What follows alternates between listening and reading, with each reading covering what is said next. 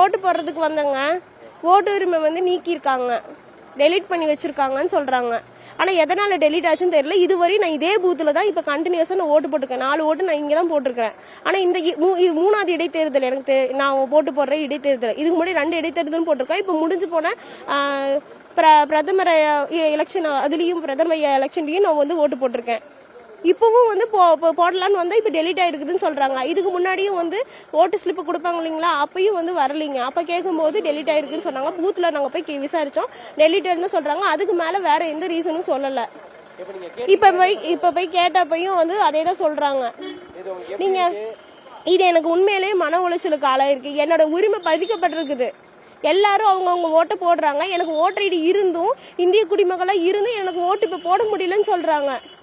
இது எனக்கு உண்மையா மன உளைச்சலுக்கு ஆளாயிருக்குது.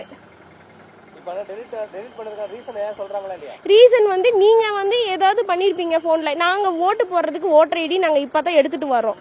மீதி எல்லாத்துக்குமே ஆதார் கார்டு தான் நம்ம யூஸ் பண்றோம் இல்லைங்களா. நம்ம போன்லயும் நம்ம வேற எதுக்கு போகவும் தேவையில்லை, எங்க போடுறதுன்னு கூட தெரியாது. நீங்க ஏதோ பண்ணீங்களான்னு கேக்குறாங்க. நாங்க எதுவுமே பண்ணல. அப்போ டெலிட்டட் எப்படி ஆச்சுன்னு சரியான ரீசனும் கிடைக்கல எனக்கு. என்ன சொல்ல வரீங்க? இப்ப எனக்கு ஓட்டு உரிமை பறிக்கப்பட்டிருக்கு. இதுக்கு எனக்கு எதனால எனக்கு பறிக்கப்பட்டிருக்கு, எனக்கு இப்ப ஓட்டு உரிமை இல்லாம எனக்கு போயிருக்கு. ஒரு ஓட்டு தானே, அப்படி ஒரு எலெக்ஷன் தானே அப்படின்னு விட முடியாதுங்க. இப்ப டெய்லியுமா நம்ம ஓட்டு போட்டுட்டு இருக்கிறோம். இது என்னோட உரிமை. இந்த எலெக்ஷனுக்கு கிழக்கு தொகுதிக்கு உண்டான என்னுடைய உரிமை இப்ப பறிக்கப்பட்டிருக்குது.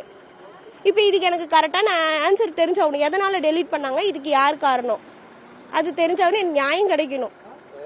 நீதிமன்றம் போறதுக்கு இவங்க பதில் சொன்னாங்கன்னா அது அளவுக்கு போக வேண்டிய அவசியம் இருக்காது. ஆனா இவங்க பதில் சொல்லணும்.